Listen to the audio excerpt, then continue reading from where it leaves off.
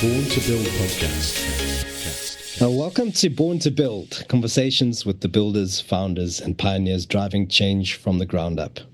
My name's Sam, and today we're chatting with Sheralyn Cloete from the Naked Truth Project. Now, full disclosure, she happens to also be my better half, my wonderful wife and best friend. What a wonderful privilege to chat with you in this format today. Thank you for joining me.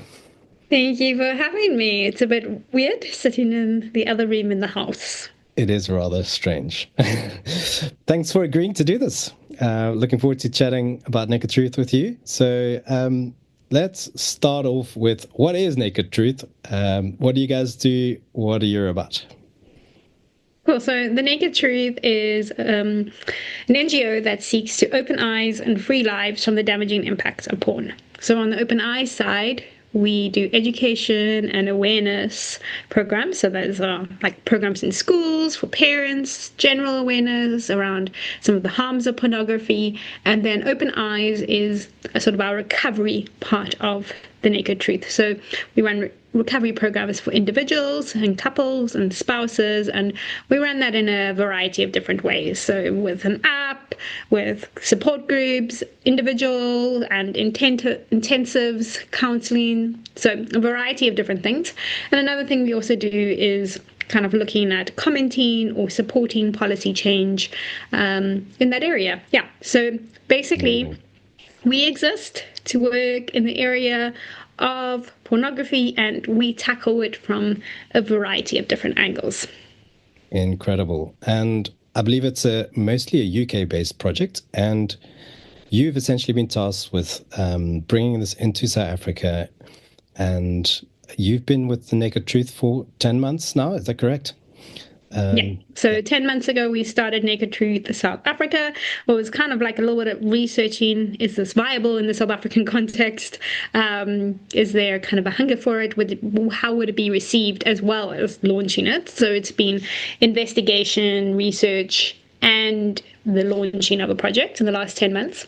But yeah, the Naked Truth started officially registered as a charity in the UK in 2014, and then its work has been international for quite a while. So due to the nature of the work, it's largely online, a lot of our recovery resources as well. Right. And so while most of the Open Eyes resources were UK based, the recovery work has always been fairly international.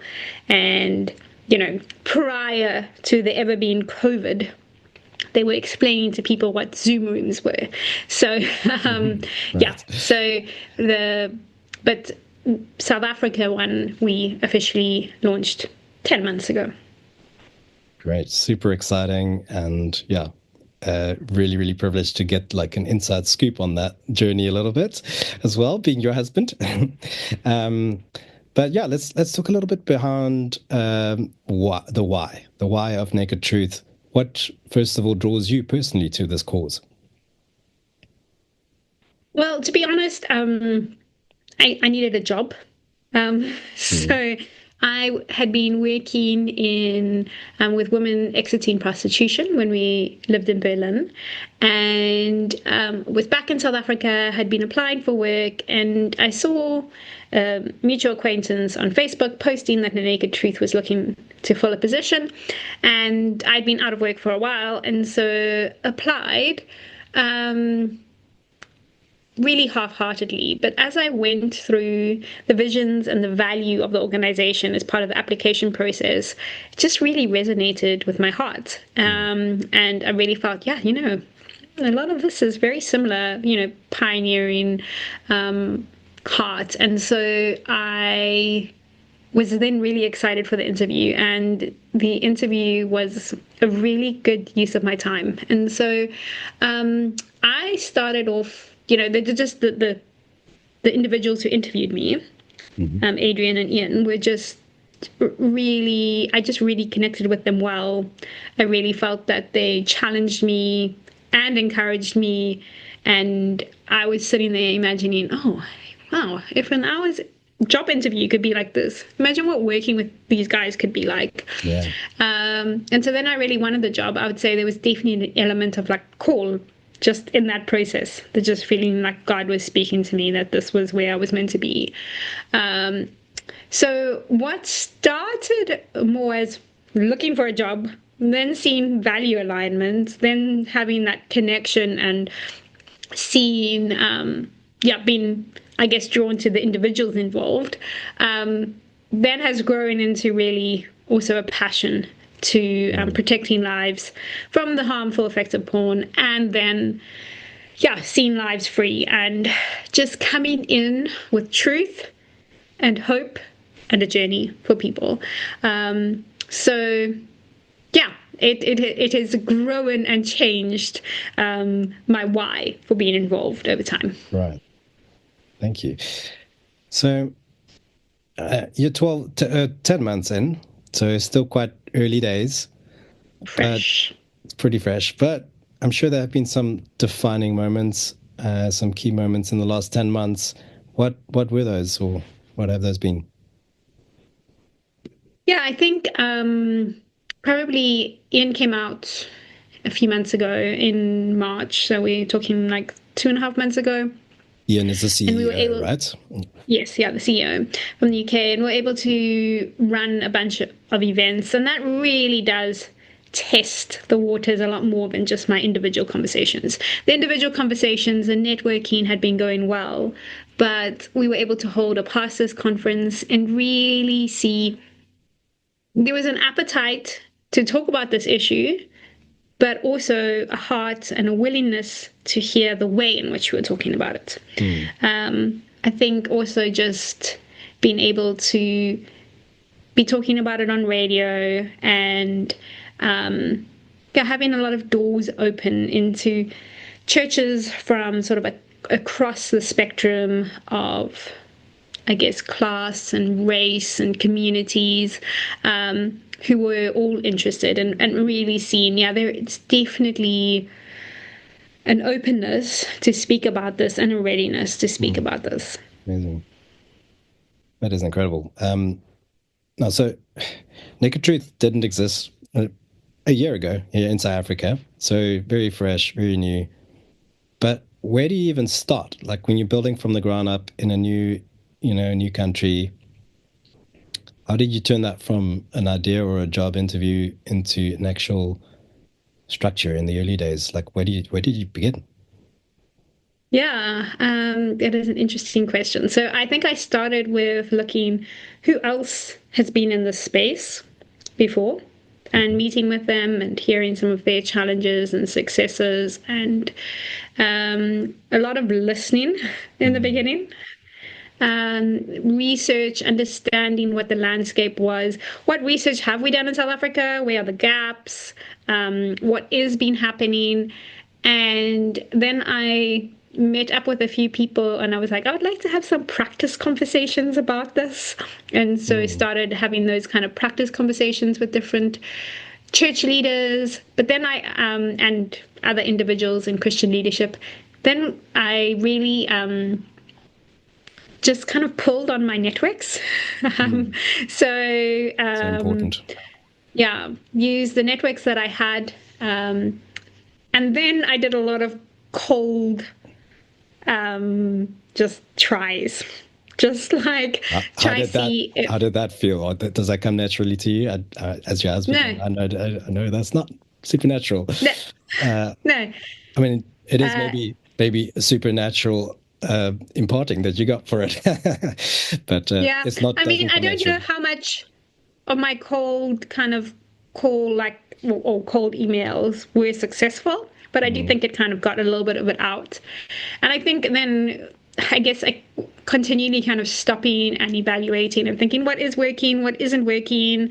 I was saying in the early days, like I don't think there's many roadblocks, but there's plenty of speed humps.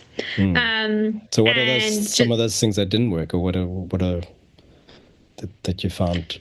Well, so interestingly, I mean, this is random. Pastors just didn't seem to ever reply to emails, but I learned that they replied to WhatsApps. Like that's just a small thing, right? So when I was putting in, but and that in the South African context, it was much better to be connecting with churches over their WhatsApp than over their email. And so that was definitely not in the case in the UK. And so kind of switching to that. Also, again, this is with pastors. I was asking for individual meetings with pastors just to kind of chat through issues. And I think a pastor's like, meh, I don't know who you are. Like, why you want to chat? And you want to chat about porn? Yeah, this is maybe a bit much. So then we kind of ran an online webinar where they could just log in and kind of learn a little bit about us for 45 minutes. And that was pretty successful in reaching some of those more colder, further away kind of people. So I would say there's loads of things, but actually the WhatsApp thing was the most biggest change for me, that this is how I was going to be communicating with people. Definitely when we have lived in Germany, that would have been very inappropriate in like a work setting to be contacting people over WhatsApp. Unless there's been quite a lot of relationship. But actually here, that was the best way. And then I think also, I'm not even sure what the question is, but I wanted to speak a bit about persistence. I don't know, so some of you're talking about some of the hurdles and, So, I think just kind of like a lot of the time, I didn't necessarily get no's from people, but I didn't get yeses either. And I think it was a lot of prayer and discernment as to when I should push those unkind of answered things to get a definite answer. Like at Christmas, one of my cousins was talking to me and she was saying how if something's not absolutely yes in her heart, then it's probably a hard no. And I took that and I heard it and I was like, oh, you know what? Yeah, that's definitely like personally, if something doesn't feel like an absolutely yes in my heart, then it probably is actually something that I could say no to. But when I don't hear a hard no from people, then I'm hearing a maybe. And so I can keep pushing then. And that's also a bit of a cultural thing. I think we've lived in various different countries and cultures, and that is also quite different culturally, right? When someone says yes or a no, it probably even different cultures means something different. Yeah, exactly. But really, until I get kind of like we're not interested, then maybe I'm going to keep knocking on your door. So cool. Also, like how, the whole WhatsApp thing, it's also such an important lesson that to contextualize and understand your context is just so important as well when you're trying to understand a culture and understand a context. Amazing insight. About South African context versus, now this is a UK based organization originally, but has global reach. But you guys develop programs for users, for addicts, but for parents, for churches, schools. But as a UK-based organization, how does this translate into a South African context? These type of programs, do they even translate into a South African context? And how are you tackling that? Yeah, so I think one thing I really realized is like porn is a equal opportunity problem. I don't know, or terror. Like it kind of, it doesn't care who you are. Like it doesn't care your income or your culture. And so the problems faced by people because of pornography are very global and very similar around the globe. But obviously that does have a little bit of a different play out. In terms of our actual programs, we definitely have needed to change some of the language and maybe some of the illustrations that we have based our material around. So, for example, our schools program in the UK is based around the concept of junk food. And that didn't seem like it would translate well within the South African context. Right. When a lot of people are just hungry, food is food. It doesn't matter if it's junk food or health food, and it felt like we'd have to do too much explaining to get that metaphor to work. And so we have basically very similar material, but based around the concept of a thief and what is being stolen from you. By porn, and that was a metaphor that we did actually use in another aspect of our programs, but we just kind of brought that into the schools program. Right. Obviously, some slight language changes. I do think our CEO Ian has lived in different contexts, and he is able to contextualize himself very well, and so that is also very helpful in that.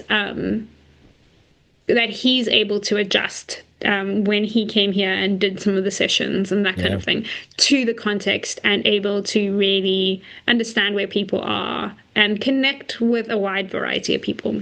Yeah, I got to see some of that firsthand. Joined the one that stands out for me is the service at Langa Baptist, preaching in a local township.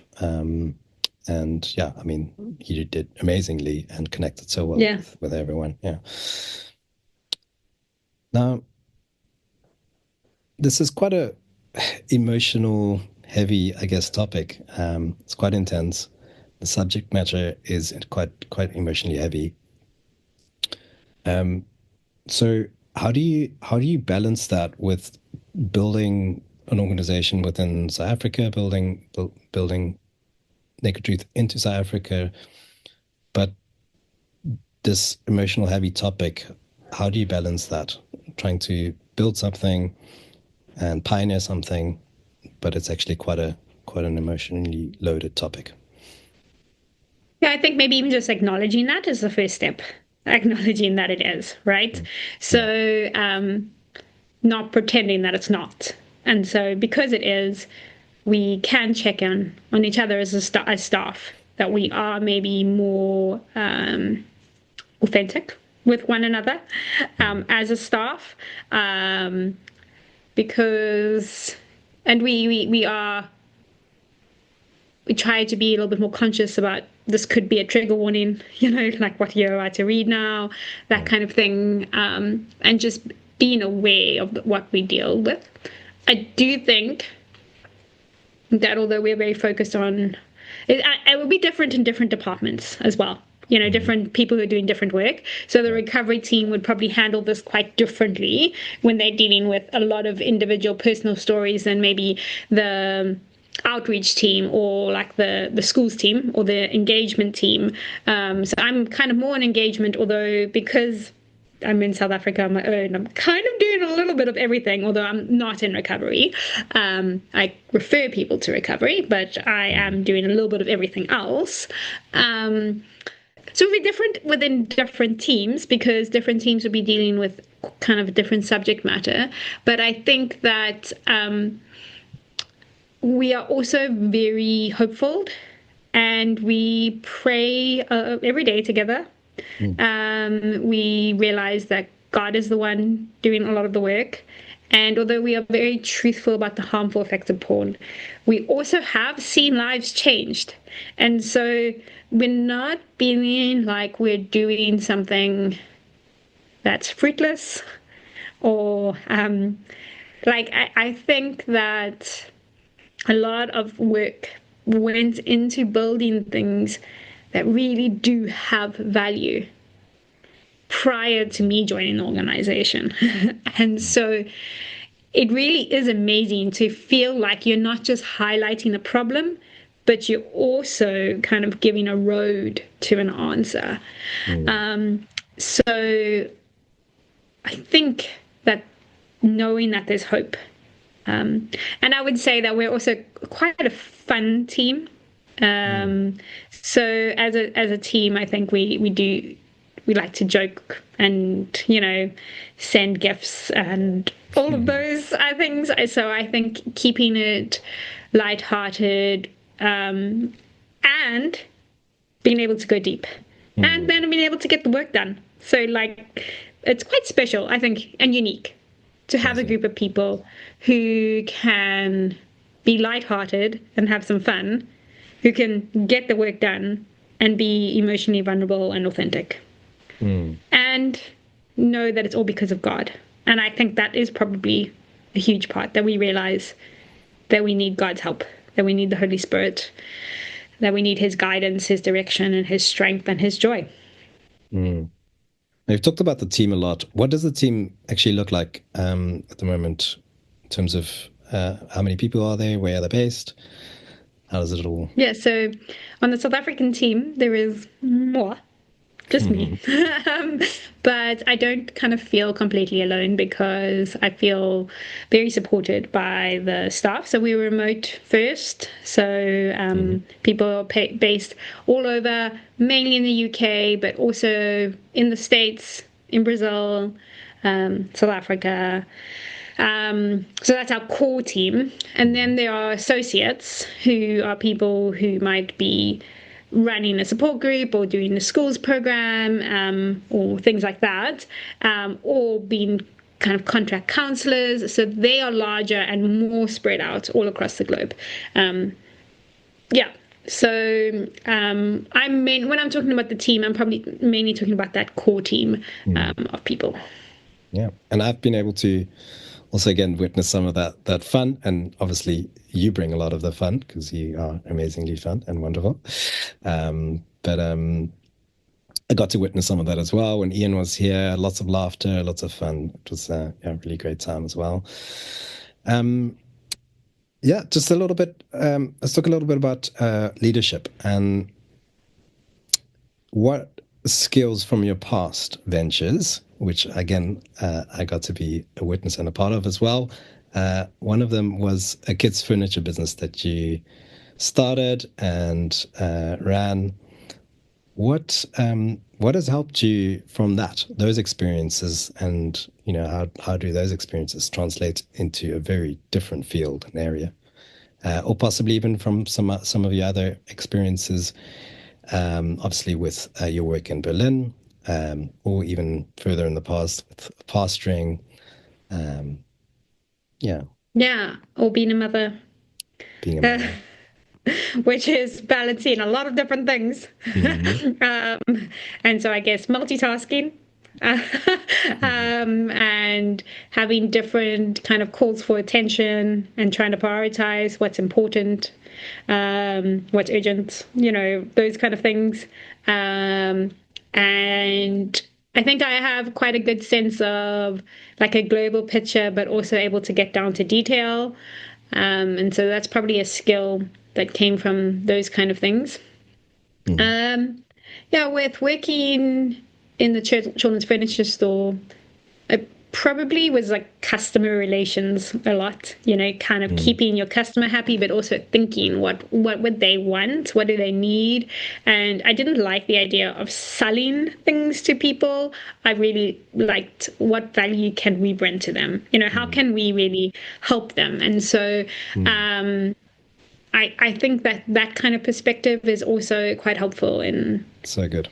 I know what we are bringing as Naked Truth is of value. Yes. And so, I think that is really helpful, and that was a skill that I developed. I obviously NGO experience and those kind of relationships and networking with different people have been very important, that I've learned from other things. And probably persistence a bit. I think especially when you're pioneering or starting something new, you do have to be quite persistent. But I think maybe something that came from Berlin was this kind of concept of grit or quit. Knowing when an idea was something that you needed to grit through more because it's the right thing and you just needed to show some grit and resilience, or when you needed to quit and be like, actually, you know what, we've thrown a lot of effort into this and it doesn't look like it's working. And I don't think this is something I need to grit through more. Right. And quit doesn't mean like completely throwing in the towel. It might mean like readjusting. But I think that was something that I learned in my work in Berlin, with kind of the concept of grit or quit, and just being able to try and evaluate things early. I think it's something you say, or it's from the tech space, fail fast. So realize when something is maybe failing and then readjust. Also, or just knowing action, and it's like having that sense of when is it right to push on, when is it right to step back. And how do you know that? Like, how do you sense when is it, a time to, push through? When is it time for grit? Or how do you sense, okay, maybe this is again, maybe in the tech space, a term that we use a lot is like, don't fall for this sunk cost fallacy. So I put a lot of effort into this. So we should probably carry on with this. How do you know? Yeah, I think it's probably different for different situations. There are definitely, some clear evaluations you could do. But sometimes it's maybe just like a gut feel. Sometimes it's a closed door. It's conversations with others. It's realizing also what opportunities you would be missing if you put your energy into continuing to move towards this opportunity. So if we kept putting energy into this opportunity, what other opportunities would I be missing? And yeah, so I think it's taking time to reflect. And it probably is a little bit of gut, a lot of God's wisdom. How do you define success at this stage? And how do you measure progress? How do you measure impact? Yeah, that's a question I asked myself. So it was obviously quite easy in that we had in some ways, because we had those events in March, to actually be able to see like, oh, people came. That is successful. And relationships have been built, and other people have tried things like this and people didn't come. And then now looking at, okay, not just pastors came to the workshops, but how many of them are actually running stuff in churches? Oh my word, yes, amazing. Another pastor preached on this, which he wouldn't have done before. This one had a midweek meeting. This one had a Saturday meeting. These ones are running support groups. And so seeing those kind of changes. Seeing actual sign-ups for our programs. So that means more awareness is getting out. At the moment, we're busy sort of piloting our schools program. So I guess success then would be measured in change in people's perceptions. But, at the moment, I'm also busy working on a radio drama program that's going to go on radio across Africa. And so success is those doors opening. In this case, early in it is open doors and conversations. Success maybe at this stage isn't all clear, finished, neatly bowed up projects, but success is, wow, we were approached to do this. And I sent out that email and the door was opened, or was an email happened. This time, not a WhatsApp. Yeah, no, some cases you need email, some cases you need a WhatsApp. So I said for churches, WhatsApp. For businesses or like media, I'm still doing I'm still doing emails, especially when it's cold contacts. Understanding the context. Yeah. Great. Yeah. And what has been the reaction? Obviously, there's quite a lot of stigma probably around this. But what is the reaction from the community, churches, schools, families? Have you had any resistance? And how have you? I think it's very varied. People have very different thoughts on the topics. Some people, it's never crossed their mind that this could be problematic at all, whereas other people are convinced it's completely evil or demonic. So you kind of have these different kind of spectrums that you're kind of dealing with.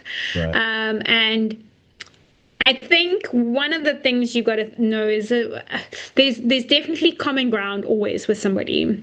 So with virtually anybody I speak to, no matter where they kind of come from, there's absolute agreement that children should not be exposed to pornography and violent pornography. And so sometimes I kind of see like, okay, this is where we are. And this is the way I hope we will be in this kind of conversation. And how can I bridge? Like, how do I bridge relationally so that they'll hear me? How do I bridge, in conversation, in stories, in statistics, or whatever it might be, so that they can come on a journey to get here with me. Or sometimes to know, you know what, well, we're just going to move this far and that's okay. So maybe we're not going to be here, but we've planted the kind of that seed. So varied reactions, and I think that's always, I want to know kind of where someone is at maybe, and then kind of figure out what is the bridge we can cross to get somewhere else. So good. Finding the common ground. Yeah, so good. To kind of reach someone. Brilliant. Looking ahead a little bit, what does growth look like for Naked Truth over the next 1 to 2 years in South Africa? Do you have any ideas where things might? Yeah, so we are currently kind of starting the process of registering as a first NPC, nonprofit company, NPO, and then kind of all the SARS processes. I would love to see us running schools programs, more PG workshops, connecting with more churches, running more training and workshop events, and more conferences. So there's a lot of opportunity. Obviously, we've got the radio project across Africa. I would love to see more people on the team. And I think we just need to be wise in that, in bringing on people who have the same heart and able to communicate who we are well. So I'd love to see us grow. I'd love to see I'd love to see our schools program grow, and I'd love to see our greater awareness kind of programs growing. I'd love to see relationships with internet service providers growing. I'd love to see discussions in Parliament around the fact that our legislation is behind international standards on protecting children. How can we bring it up? How can we have those discussions? And so I would love to see everything change in the whole wide world. We've just got to do it step by step. So I think it's one of those things that it's not necessarily how can we grow? It's where should we grow? Yeah. Because I think there's probably more opportunity than I have capacity for. And so being wise, and then also making sure that I put the right amount of energy into the right things, because some things could really energy and time suck, but maybe aren't going to be as productive as some other things. And it's not just about productivity, it's also like impact, but also about where, I guess, God leads us and hearing his voice in that too. What kind of support or partnership are you looking for right now? Yeah, lots of different supports and partnerships. So say with the parliamentary, and we're busy putting together a legal cohort, people to kind of discuss where's the legislation, what do we need to change, how do we do this, expanding partnership for our kind of schools programs and impacting schools with our materials, with churches more open doors to kind of speak about it, maybe do PG workshops, having more church leaders equipped to speak about this now, more media partnerships to be speaking about this, more podcasts to be interviewed on, kind of get this topic into kind of more mainstream discussions. Yeah. I think sometimes it's just something that we don't even pause to think about.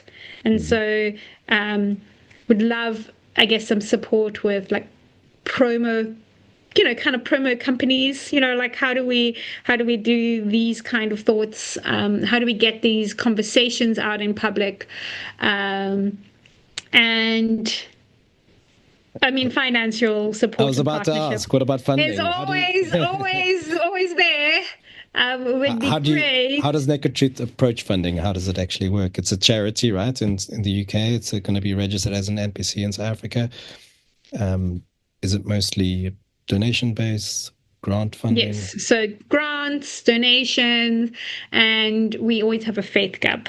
So there's always, we try and make sure that there's a certain percentage of income that we get.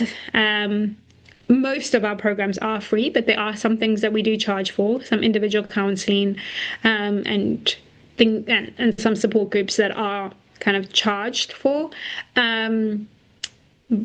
So faith and funding and asking, and been doing fundraising campaign this month. Tell us about month of May. Yeah, I was running every day in May, and different Amazing. Colleagues were doing different things every day, raising awareness and funds. And so it really is also about engaging us in kind of awareness and funds. So definitely always looking for funding support, which is a challenge because I don't enjoy that. I don't enjoy asking for money at all. And I feel really awkward about it every time I do it. I struggle with that, but I don't know if there's many people who don't. Like, I don't think that that's an unusual thing that I struggle with that, I think that's probably fairly human. But then I do know that we really are bringing impact and we really are changing lives. And we need money to do that. And so sure. I'm like, I know that you kind of are investing in sowing well if you sow in us. Like, exactly. I've worked with other organizations, and sometimes you can also think like, a lot of the money goes into kind of stuff, I don't know, running stuff, and the impact is kind of hard to see, but like I really do believe like, wow, the impact is there, you can see, and there's always something exciting and new. So I guess I don't mind it as much, but it's still hard. And that's a great way to frame it. I think it's really encouraging people and calling people to sow seeds that will grow, that will, really multiply and into beautiful fruit. That's a great way to close this off with, just encouragement. If you happen to be listening in and you have a heart for this, love to, encourage you to sow into this. Obviously that wasn't the purpose of this podcast at all, but maybe this is something that you'd like to support via donations or even grant funding. I am just also so super proud of you as my wife. It's been incredible to see this journey so far. Also super proud of that Every Day in May challenge. In fact, today was the last day that we got to run. I did the run with you today, the last little bit. But having gone from, not having run much in a while to running every day, incredible. So cool. And I'm so proud of you. Thank you so much for joining me on the podcast today.